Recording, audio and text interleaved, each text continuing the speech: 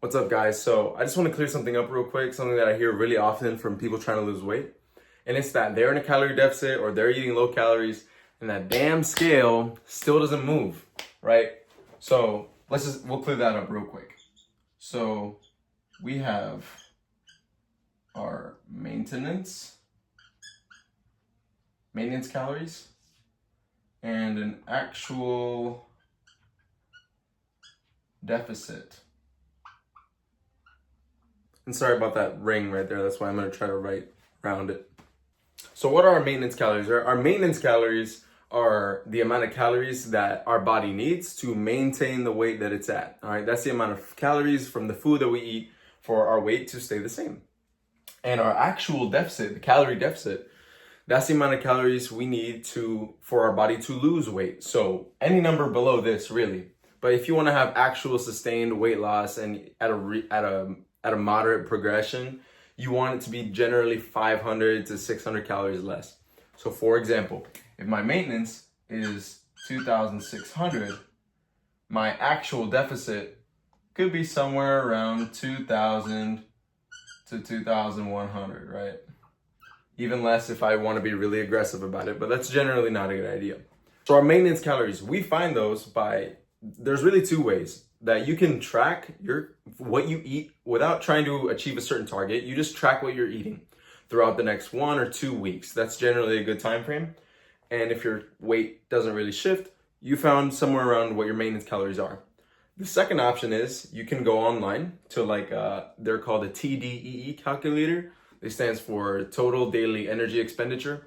And you can just put your information. It'll ask you for height, age, gender, weight, obviously, and then it will calculate what your maintenance are. Those can be a little bit inaccurate. So I suggest the first one, just because the second one, it can, be pretty generous with the activity level and things like that. And it's really just an estimate. It's better to observe it rather than get the theoretical value online. So you might think, I'm just going to eat less food and I'll lose weight. No, you can't, because less food does not necessarily, it can, but it does not necessarily equal less calories, right? And we want less calories to be in a deficit, not less food. So for example, you get a cheeseburger from McDonald's, whatever. Looks like this. This is our burger. And it is 400 to 500 calories. We'll call it 450. 450 calories. Could be more, could be less, depending on what you order from McDonald's. That's probably what the average amount of calories is at a burger at McDonald's. So let's say you go to the store and you get like a keto bun or a low-calorie bun. Those are generally going to be 60 to 70 calories. So here's our bun, right next to our lovely McDonald's burger right there. And the bun has 70 calories. And then you also, for the main course, the patty in the middle, you can get some lean ground beef. Or really any ground beef is still going to be leaner than the patty inside of McDonald's, just because the McDonald's patty is covered in these oils. They definitely don't care about the leanness. Plus there's also these really fatty cheeses inside the burger, not to mention the mayo and additional condiments and stuff like that. So anyways, you can get a lean ground beef and you can make a pretty moderately sized patty, a pretty big one, definitely bigger than McDonald's, for less calories, believe it or not. So let's say you get a 93%, 7% fat ground beef.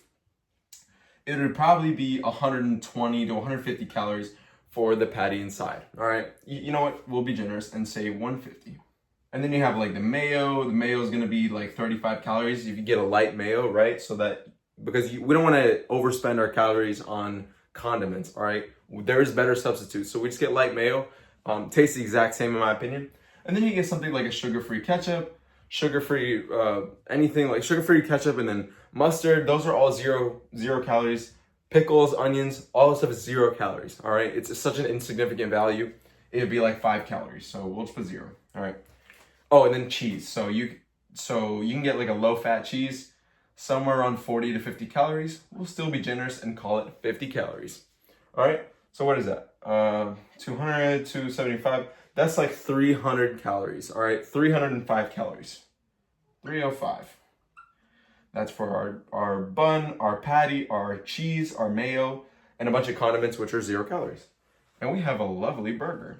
which is not only less in calories, but extremely high in protein, way higher than this crap, right? And not only that, but it's way cheaper because you have to buy a big bag of buns and then a big bag of patties, and obviously it'll cost you more than one burger.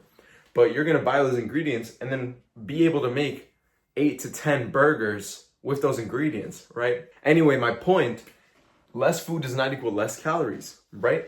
Because you don't have to cut burgers out of your diet to be in a calorie deficit, right? You just should eat a lower calorie option and a higher protein option. Now we'll talk about something else. So we want to be in a calorie deficit, right? So we have, because when you're going to track your calories, right, which I highly recommend for anybody to do trying to lose weight, you are going to have the actual calories and the reported calories. All right, the calories that you calculated when you tracked. So we want these two to be as close to each other as possible. What do I mean by that? You need to accurately track your calories when you're trying to lose weight, okay?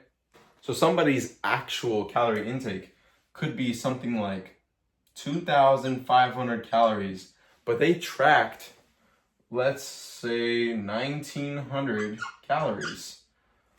And then this is where the frustration comes from, all right? This is where the frustration comes from because people think that they're eating that much, get frustrated because they think they're in a calorie deficit, and then they give up. Back to the old habits, stay fat forever. So why is this so much higher? So this is a lot higher because normally people don't account for things like oils. When you're making eggs or your beef or something, you're gonna spray it up or add butter. People usually don't account for those things if they're not experienced. People will also not track sauces. Sauces. You dip your nuggets or you dip your potatoes, all right? You dip your ketchup and condiments and stuff. That adds up a lot, all right? Especially fat-dense sauces like mayonnaise and honey mustard and ranch, things like that, all right? Those are gonna have a lot of calories and those are gonna add up quick. People will also, including myself, never account for bites or tasting, right? Your buddy is gonna offer you a couple of Oreos or a couple of fries because he wants you to try them, bro. Or your girlfriend is gonna not eat her food. I'm full, I don't wanna eat this anymore. I've only had 2 bites and I don't eat, you can have the rest. You're probably not gonna account for that if it's not that much. You know, maybe she eats 80 to 90% of it and leaves 10% of it on the plate and gives it to you. You're probably not gonna account for that. And you know, it can really be anything, but you know, stuff like drinks, you have a sip and like of something like soda, those liquid calories, they add up so quickly. Or maybe something more dense like a milkshake. Even if you have one sip, if it's like a big sip, that'll be like an extra 100 calories, bro. That stuff adds up a lot. And that's why it can make such a drastic difference between the actual and the reported caloric intake. And my third point is weekend damage, okay? So, weekend damage, okay? You are consistent all week, Monday through Friday. You're in a solid calorie deficit, and you are actually tracking everything. All right, Monday through Friday, you are in a negative 400 calorie deficit. You're doing pretty good for yourself. You notice a pound off. You look good in the mirror. Your stomach looks a little flatter. Man, bro, you've been at it all week. You've been so good. Friday night / the weekend. Friday plus weekend. Weekend. That says weekend. This is weekend. That rolls around and you've been good all week. You've been locked in, bro. It's time to reward yourself. Or you go to a party and you go see your girl and then you put on that boyfriend weight or you put on any kind of weight because it's the weekend, bro. Who cares? Do we want to lose weight? Do we want to lose weight? Because I'll tell you something. When you're on this weekend and then you eat half an entire pizza or you go and get your crumble cookies, which are 800 calories a cookie, all right? You can easily, no exaggeration, you can be in a surplus, which is the opposite of a deficit, right? You can be in a calorie surplus of way over your maintenance, bro. You can be up by 900, 1,000, 2,000, bro. Maybe you go to an all-you-can-eat. All right, maybe you go to all-you-can-eat buffet and you just go nuts, bro. You just go nuts. This will ruin your progress. People hate hearing this and people really don't like talking about it, but the weekend is a really, really big enemy, and that's where the true discipline test comes in. Because during the weekdays, it's a little easier to contain yourself because you can kind of put yourself in a straitjacket, right? If you're going to work or you're going to school, you pack your lunch, you make a moderate breakfast, right? You can kind of control yourself in the morning because you're not going to wake up dying, starving. It's kind of a lot easier to be good during the weekdays. And then the weekend rolls around, you're either stuck at home or you're going out. It's inevitable that you are going to put on a lot of stuff if you're not totally handcuffed. You know, you're going to eat a lot. You're going to be in a surplus. And no, that's not to say that you can't go out or that you can't have fun with your friends or your girl or you can't drink. It's just important that you are consistent, okay? It's just important that you are consistent throughout the week.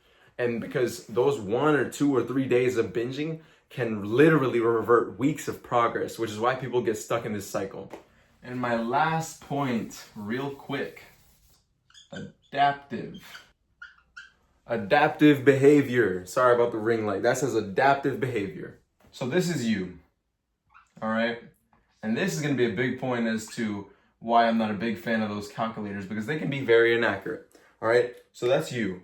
You not only are going to be in calorie deficit because of the food that you're eating, but we also have things like steps, movement, which is not necessarily the same as steps, but it's like little things like fidgeting and things like that. Nothing that you have to track, but it's just energy that your body is unconsciously spending throughout the day. If you actually notice, on days that you eat a little bit more or you eat things that are really sugary, you will be fidgeting. You will be fidgeting a lot, or you'll be getting up. You'll be a little bit more wanting to do things. If it's sugary, you'll be like that, but that's just because it's sugary and then you'll crash. Anyways, steps, movement. 3, training. All right, muscle training. All right, resistance. All right, so lifting weights, resistance training. All 3 of these burn calories, okay? They can also be a hack. If you don't like being in a calorie deficit where you have to be at 1,600 a day, which is miserable, like I could literally eat 2,000 calories sitting down for a single meal. That's a horrible idea, but anybody can do that. 1,600 calories a day sucks, all right? A lot of people do it. Pro bodybuilders, they do that. They get shredded, 1,600 calories with like 200 grams of protein. If you're just trying to lose weight because you are obese or you're extremely overweight, nobody wants to be in a deficit like that, okay? So these 3 can be really useful because if you increase your steps to 10K, 10,000 steps, which sounds like a lot, but it's really not. It's like an hour and a half of walking. Everyone's got an hour and a half of free time. Or, if you're at work or at school, you're naturally pacing around. So anybody's step count during the day, just going about their day, is going to range from about 4,000 to 5,000, okay? 4 to 5K. So realistically, if you want to hit that 10K mark, it's going to take you probably around 30 minutes to an extra hour of walking, which you can make time for, okay? Not only that, you'll have your movement, which is unconscious, fidgeting and stuff. It'll also burn some calories throughout the day, but nothing to account for. Resistance training, all right? This is the banger. You are going to build muscle in the gym. You're going to train muscle in the gym, not only to preserve muscle, but because muscle burns way more energy than fat does on your body. For every 2 calories that your fat burns on your body by just being on your body, your muscles will burn 6 to 10 calories, okay, versus the 2 calories, 2 calories of fat, okay? So what does that mean? You need to get in the gym, you need to build some muscle, and no, you're not gonna get all bulky and look like the fucking Hulk. You're not gonna look like the Hulk from lifting some 10-pound dumbbells, okay? Go to the gym, you're gonna lift up the dumbbells and you're gonna put on muscle. You're gonna exert your body and force your muscles to work harder, make them slightly bigger, slightly denser. You're not gonna look massive, and it's going to naturally burn a ton of calories during the day. Not to mention the calories that you're burning from actually tearing those muscles in the gym and getting them rebuilt when you're sleeping and eating and stuff like that, all right? That burns calories too, but just being on your body, muscle and fat burns calories. That's why you see these gigantic bodybuilders and these huge guys, you know, their calorie deficit can look like 2,500 calories. Not because they're lucky or because they're men or because they're bigger, but because, well, yeah, because they're bigger. They have a ton of muscle. So their body's going to need more energy to keep it going, right? If they go at a deficit of 1,000 calories, they'll go from looking all massive. That's their crazy muscular arm, right? That's their crazy muscular arm. They stay in a big calorie deficit, arm's gonna look like this. Okay, that being said, increasing these three, increasing your step count and working out at the gym, training your muscles, resistance training, is going to increase that deficit and make it easier for you to stay in a deficit, all right, without having to sacrifice more food. Because if your deficit goes up, guess what, buddy? That means you get to eat more food, bro, which everyone wants to do. Everyone wants to be able to eat more food and feel full when they're trying to lose weight. So just to sum this up, okay? Small leaks. So small failures, all right? Small leaks. So poor tracking, no training, no steps. Those three are going to make it extremely difficult to stay in a calorie deficit and therefore make your calorie deficit and your weight loss journey extremely miserable and very unlikely for you to get results. And then you're going to think that you're in a deficit, and then it's just going to be a cycle. Think deficit, but no deficit, fail.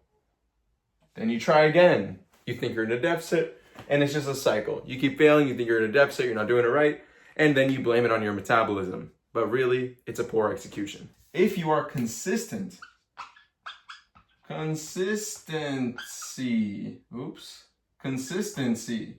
okay? If you are consistency, this equals fat loss, okay? If you're consistent, you will lose weight. You will get shredded. You will lose weight, all right? If you're obese or you're extremely overweight and you do all that stuff, you will lose weight without a doubt. There is no doubt about it. Because when you're forcing your body to expend more energy than it has, aka eating less calories than your body needs to maintain weight, it will have to stoop into the fat on your body in order to keep you going, all right? It makes no sense for your weight to stay the exact same when you're depriving your body of energy that it needs, all right? Obviously.